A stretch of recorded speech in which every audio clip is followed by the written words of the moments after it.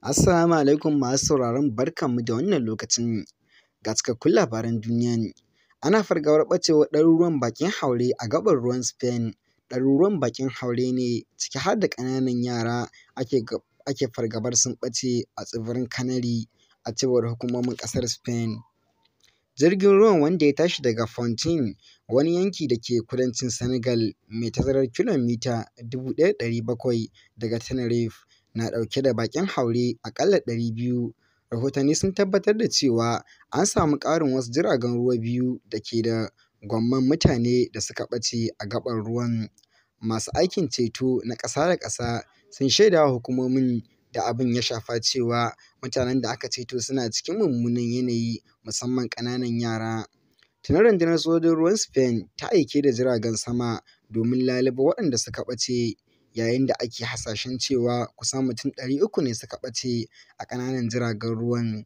A cewar rahoton Hukumar Kula da 'Yan Gudun Hijira ta Majalisar Ɗinkin Duniya, aƙalla baƙin haure 559 ne suka ɓace a shekarar ta 2022 yayin da suke ƙoƙarin ƙetare tsibirin da suke ƙasar ta Spain. Ga wani labarin: harin masu ƙyamar baƙi na ƙara ƙamari a Faransa. Hukumar da ke tattara bayanan sirri ta ƙasar Faransa ta yi gargaɗi game da yadda ake samun yawaitar tashe-tashen hankula a ƙasar sakamakon cin zarafin da masu tsatstsauran ra'ayi ke yi wa baƙi. Babban daraktan hukumar, Nicolas Nana, a zantawarsa da jaridar Le Monde ta ƙasar, ya ce tun daga farkon lokacin bazara kawo yanzu an samu ƙaruwar tashe-tashen hankula daga masu ƙyamar baƙi suka ƙara ƙamari. Lena, wanda ke jagorantar hukumar tun daga shekarar ta 2018, ya bayyana takaicinsa kan yadda wasu magadan gari biyu suka ajiye aikinsu saboda yadda masu tsatstsauran ra'ayi suka musguna musu. An dai ƙona gidan ɗaya daga cikin waɗannan magadan gari, yayin da ɗayan kuma ya fuskanci matsi daga masu ƙyamar baƙin bayan da ya samar da wata cibiyar karɓar masu neman mafaka da kuma 'yan gudun hijira. A cewar Mr. Lena, harin masu tayar da ƙayar baya ya kasance barazana, amma kuma akwai damuwa ainun. Ya ce akwai damuwa ainun kan yadda masu ƙyamar baƙin ke ci gaba da wuce gona da iri kan waɗanda ba su ji ba su gani ba. Hukumar tattara bayanan sirri ta dai nuna damuwa kan yadda ake ƙoƙarin ɓullo da aƙidar ƙabilanci wajen haifar da tashe-tashen hankula a ƙasar ta Faransa.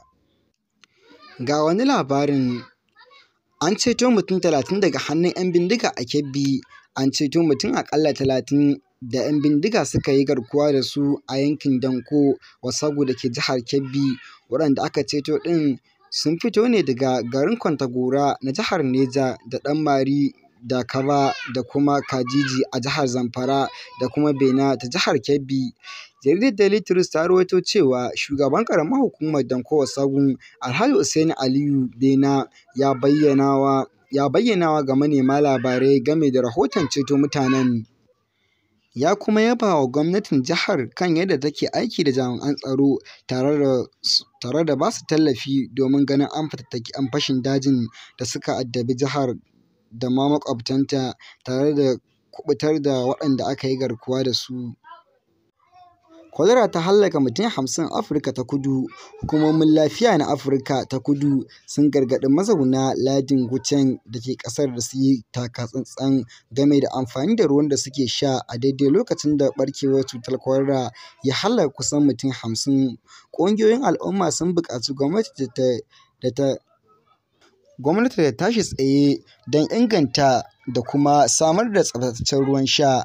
Galibin mace-macen da aka samu cikin makonni 6 da suka gabata sun faru ne a yankin Hammaskral, inda mazauna yankin suka ce sun shafe makonni suna cikin wahala wajen ganin sun samu ruwa mai tsafta. Sai dai suna cikin hana kwatsam aka samu ɓullar cutar a faɗin ƙasar. Ruwan famfo da ake samu ya kasance ba shi da tsafta a yankuna da dama, inda ya zama tilas mutane suka koma dogaro da motocin dakon ruwa da gwamnati ke samarwa.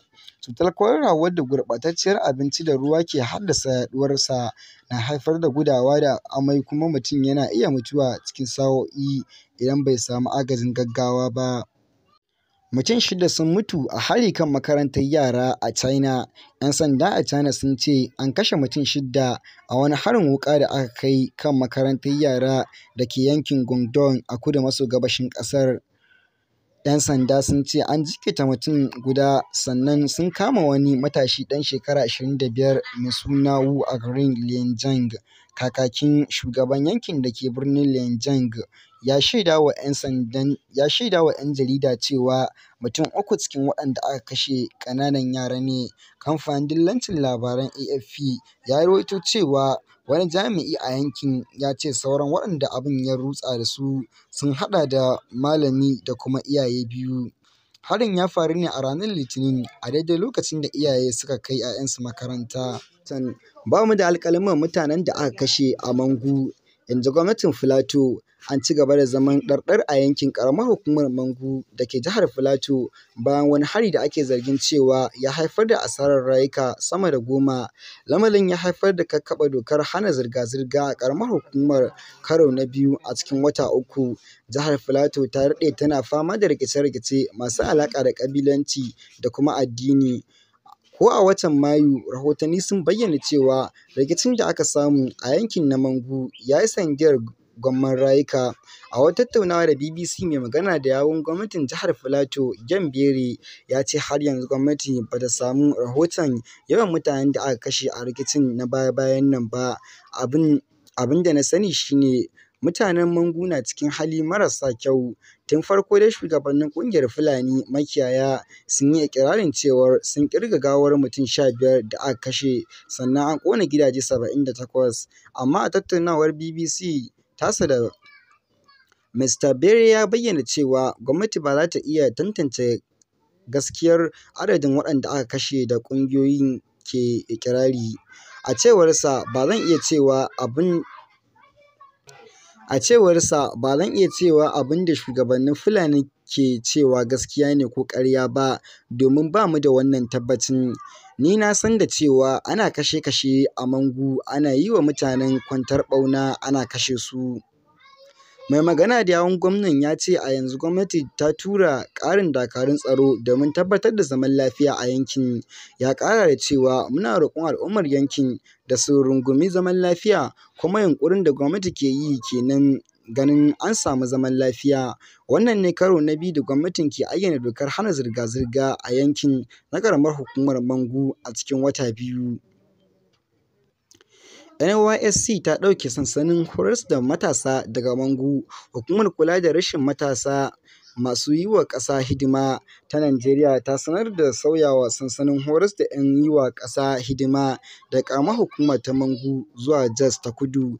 A wata sanarwa da hukumar ta wallafa a shafinta na Facebook, NYSC ta ce ana sanar da matasa masu shirin hidimar ƙasa na kashi na B, tawaga ta 1, cewar an sauya inda za su yi masu horo daga sansanin horas da matasa na Mangu zuwa gidauniyar Waye da ke ƙaramar hukumar Jos ta Kudu. Sanarwar ta buƙaci matasan da su hallara a sabon adireshin da aka bayar domin samun horon kwanaki da aka ware. A cikin watan Mayu, gwamnatin Filato ta ƙaƙaba dokar hana fita a yankin na Mangu bayan wasu hare-hare na 'yan bindiga. Mutane da dama sun tsere bayan wani hari da aka kai kan al'ummar yankin da ya haddasa mutuwar gwammai, sannan aka binne wasu a wani wawaken kabari. Mazauna Wagabil, al'ummar da ta yi fice a harkar noma a ƙaramar hukumar Mangu, sun shaida wa BBC cewa maharan sun kutsa cikin ƙauyukansu inda suka buɗe wuta kan mutane tare da cinnawa gine-gine wuta. Shugaban al'ummar Fulani a yankin, Adamu Usman, shi ma ya faɗa wa BBC cewa mutum 30 cikin al'ummar yankinsu aka kashe.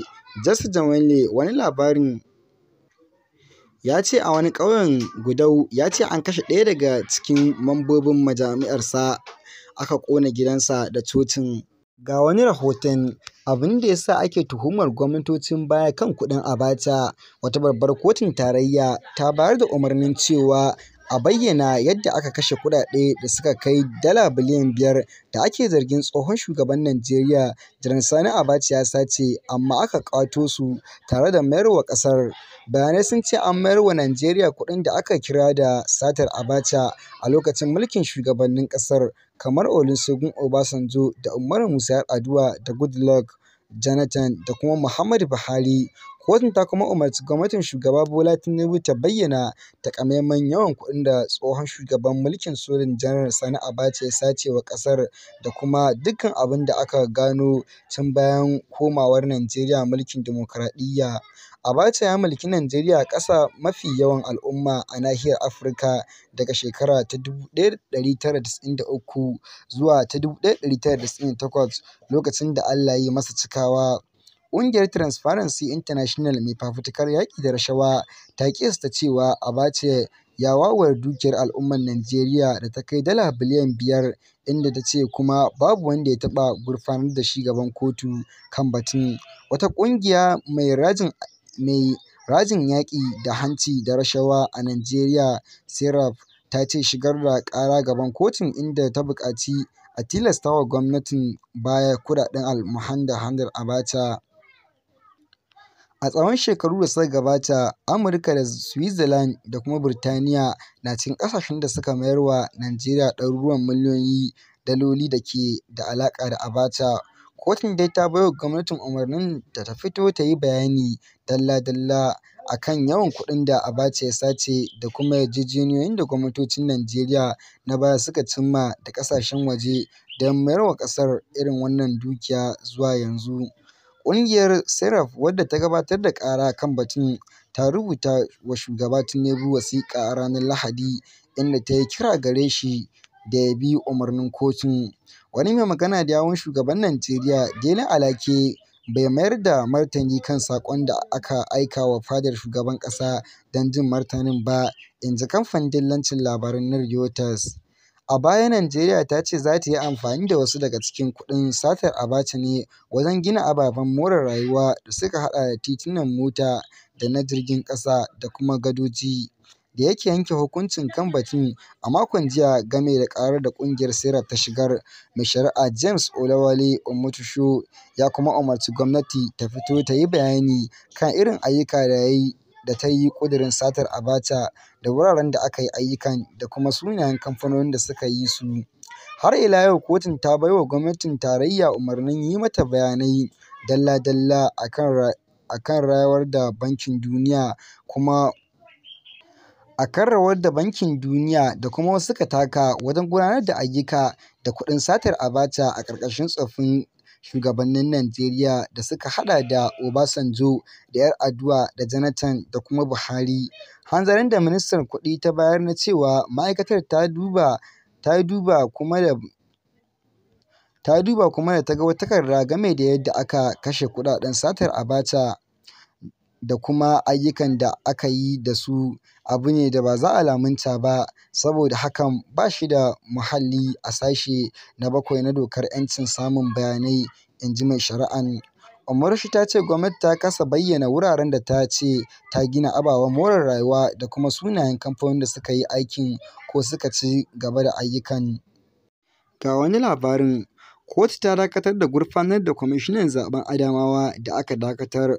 Wata babbar kotu a birnin tarayyar Najeriya, Abuja, ta dakatar da hukumar zaɓe ta ƙasar INEC da gurfanar da kwamishinan zaɓen Adamawa da aka dakatar, Hudu Yunusa Ali, a kan ayyana Aisha Ɗahiru ta jam'iyyar APC a matsayin wadda ta lashe zaɓen gwamnan jihar da aka yi a ranar 18 ga watan Maris. Mai shari'a Donatus Okoro ne ya bayyanar da umarnin bayan da lauyan da ke kare Mrs. Ɗahiru, Ms. Michael Akosunlo-San, ya gabatar da buƙatar hakan. A cikin buƙatar da suka gabatar, 'yar takarar gwamnan ta APC ta shigar da INEC da babban mai shari'a na ƙasa ƙara. Yayin da yake gabatar da buƙatar a ranar Litinin, Ondoko ya ce kamata ya yi har sai kotu ta tabbatar da matsayin wanda yake karewa, kamar yadda Sashe na 149 na kundin zaɓen shekara ta 2022 ya tanadar, kafin a gurfanar da Yunusa Ali. ya ce sun rubuta wa kotu don nuna mata cewa ƙarar da suka kai mai ƙarfi ce. Ya ce a cikin takardar da suka rubuta sun ce sun amince cewa za su amince da duk wani hukuncin kotu idan aka tabbatar da cewa ƙarar ba mai ƙarfi ba ce. Masu amfani da Threads sun kai miliyan 100 a kwana 5. Mutane sama da miliyan 100 ne suka yi rajista da Threads, sabon manhajar sada zumunta da aka ƙaddamar a kwanaki 5 da suka wuce. Wannan yana nufin Threads, wanda kamfanin Meta ya ƙaddamar, ya buge tarihin da aka kafa a manhajar AI's ChatGPT ya kafa a baya. An sabuwar manhajar a kan dandalin manhajojin Apple da Android a cikin ƙasashe 100 a ranar Larabar da ta gabata, amma har yanzu manhajar ba ta kai Turai ba saboda rashin tabbas kan dokar sirrin bayanan EU. Mark Zuckerberg, shugaban kamfanin Meta wanda kuma ya mallaki Facebook, ya ce manhajar ta samu rajistar mutum miliyan 10 a cikin sa'o'i 7 da ƙaddamar da ita, kuma sama da miliyan 30 a safiyar Alhamis. Sa'o'i 24 bayan haka, adadin mutane da suka yi rajistar amfani da manhajar ya ninka fiye da sau 2. A baya miliyan 100. Aƙalla al'umma da dandalin bayanai na Corp-Collective ya fitar, Threads ya kasance ‘yan ƙasa da kashi 1 cikin 3 na yawan mutanen da ke amfani da Twitter. Wasu masu amfani da shafin Twitter sun nuna rashin jin daɗi tun lokacin da Elon Musk ya karɓi kamfanin. An kori ma'aikata da dama tun bayan da Musk ya yi shafin, inda kuma ya sanar da sauye-sauye don taimakawa wajen samar da kuɗaɗen shiga a Twitter. Ga wani rahoton: wasu kamfanoni da cibiyoyi a Kano sun gudanar da taron faɗakarwa kan shaye-shayen ƙwayoyi da kallon fina-finan batsa, a wani matakin daƙile ɗabi'ar shaye-shaye da kallace-kallacen hotuna da fina-finan batsa a kafofin sadarwa na intanet na zamani tsakanin yara da matasa. Wasu kamfanoni da cibiyoyi masu zaman kansu a jihar Kano suka shirya taron lacca domin faɗakarwa. Taron an yi shi ne dai da nufin faɗakarwa da wayar da kan yara da 'yan mata game da hanyoyin kiyaye shiga cikin waɗannan munanan ɗabi'u a shafukan sada zumunta. Haka kuma an gudanar da taron ne domin yara ɗalibai da ke ƙananan da manyan makarantun sakandare da aka zaɓo daga ƙananan hukumomi 44 na faɗin jihar Kano. Fatima Sa'id na Ɗantata, wadda ta jagoranci shiryawa da gudanarwa da taron, ta ce abin da suke son cimmawa a ƙarshen taron shi ne magance waɗannan matsaloli, duba da yadda alƙalumman shaye-shaye da fyaɗe a kullum suke ƙaruwa, kuma tunatarwa da wayar da kan yara da ilmantar da su yadda za su kare kansu daga faɗawa irin wannan ɗabi'a suna da muhimmanci. Injiniya Muhammad Yahaya Gwarki, ɗaya daga cikin malamai da masana a fannoni daban-daban da suka gabatar da makala, ya ce saƙon laccar shi ne mutane su san haɗarin da ke tattare da fina-finan batsa, saboda akwai mutane da yawa suna kallace-kallace irin waɗannan abubuwa, amma suna so su daina sun kasa saboda ƙwaƙwalwar ta riga ta saba. Baya ga fina-finan batsa, kallace-kallacen hotunan mata a intanet da sauran wurare yana ɓata wa mutum tunani, kamar shaye-shayen kayan maye. Idan mutum yana yi akan gane, amma waɗanda suka saba da kallace-kallacen hotuna ko fina-finan batsa ba a iya ganewa da sauri. Wannan shi ne babban haɗarin da ke tattare da kallon ayyukan batsa, a cewar Injiniya Yahaya. Dr. Muhammad Awal Haruna na sashen koyar da aikin jarida a Jami'ar Bayero ta Kano ya bayyana tasirin taro irin wannan don isar da saƙo ga jama'a. Irin waɗannan taruka sukan ba da damar yin tambayoyi da kuma ba da amsoshi ga mahalarta taron, kuma hakan kan sanya abin da mutum ya ji aka yi masa bayani dalla-dalla ya riƙe a ƙwaƙwalwarsa, har ma ya iya kai saƙo ga wanda bai halarci taron ba. Cimma manufar rigakafi, wadda masu salon magana ke cewa ya fi magani, ita ce hikimar zaɓo yara masu ƙarancin shekaru kuma aka hallara su a zauren taron domin kuɓutar da su daga faɗawa yanayin shaye-shaye da kallace-kallacen al'amuran batsa da kowace fuska. A cewar masu shirya gangamin laccar, Ɗalibai maza da mata 'yan ƙasa da shekaru 15 kimanin 1000 daga makarantun gwamnati da masu zaman kansu ne suka halarci taron. Ga wani labarin: Firaministan Netherlands zai bar siyasa. Firaministan Netherlands da ya fi daɗewa kan mulki, Mark Rutte, ya sanar da cewa zai yi murabus daga siyasa. Shugaban mai fuskantar ƙuri'ar rashin amincewa daga majalisar ƙasar ya ce zai yi murabus bayan zaɓen watan Nuwamba. Mr. Rutte ya jagoranci gwamnatin haɗaka huɗu tun daga shekarar ta 2010, kuma yanzu haka yana jagorantar gwamnatin riƙon ƙwarya bayan rushewar haɗakar gwamnatinsa. Jiya da safe na sanar da matakin da na ɗauka cewa zan sake tsayawa takara a jam'iyyar VVD. Zan yi murabus daga siyasa da zarar an kafa sabuwar majalisa, inji Rutte. Dukkan ministocinsa sun yi murabus ranar Juma'a bayan kasa cimma matsaya kan tsare-tsaren shigar baƙi ƙasar.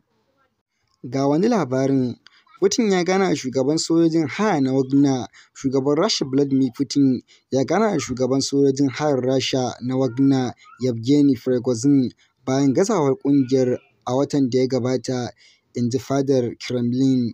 Kakakin fadar Kremlin, Dmitry Peskov, ya ƙara da cewa Prigozhin, wanda ke jagorantar ƙungiyar sojojin haya na Wagner, na ɗaya daga cikin mutane 35 da aka gayyata zuwa taron da aka yi a birnin Moscow.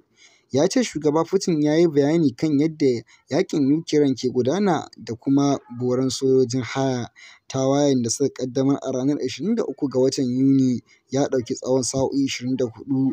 A ƙarƙashin yarjejeniyar, an yi watsi da tuhumar Prigozhin kuma an yi masa tayin komawa Belarus. An yi cece-kuce tsakanin jama'a tsakanin Wagner da ma'aikatar tsaron Rasha game da gudanar da yaƙin. Prigozhin dai ya sha zargin ma'aikatar da gazawa. Sai dai a ranar Litinin, Mr. Peskov ya ce shugaban Wagner na cikin kwamandojin da aka gayyata zuwa Kremlin kwanaki 5 bayan rugujewar rikicin.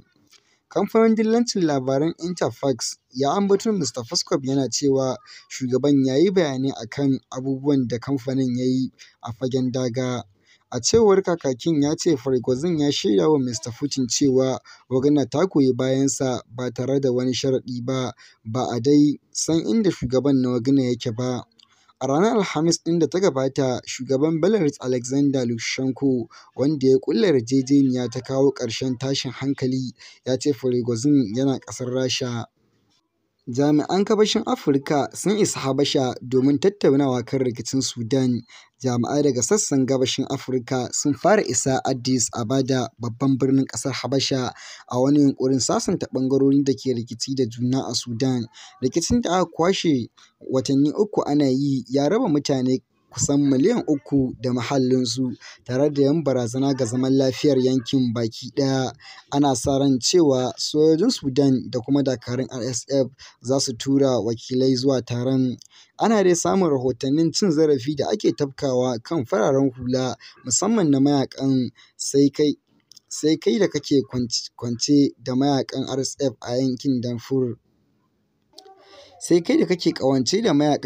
yankin Darfur. An kasa samun marasa ƙoƙarin tabbatar da tsagaita buɗe wuta a baya, inda a yanzu Majalisar Ɗinkin Duniya ta yi gargaɗin ɓarkewar yaƙin sosai. Shugaban sojojin Sudan, Laftanar Janar Abdel Fattah al-Burhan, ya ce ba zai halarci taron bayan da ya ƙi amincewa da shugabancin Kenya a yunƙurin samar da zaman lafiya bisa zargin nuna son kai. A baya dai Kenya ta yi alƙawarin cewa za ta zama 'yar ba ruwanmu a rikicin, kamar yadda kafafen yaɗa labaran ƙasar suka ruwaito.